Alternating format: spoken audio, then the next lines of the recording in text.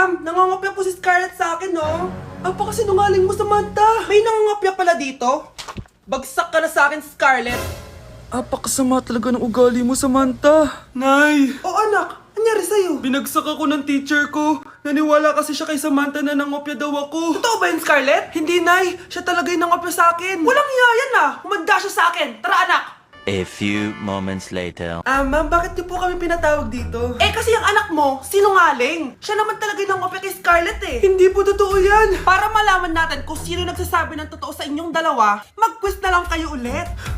Patay ako nito. Humanda ka ng mapahiya, Samantha. Okay, time's up. Pass your papers. Scarlett, naka-perfect ka.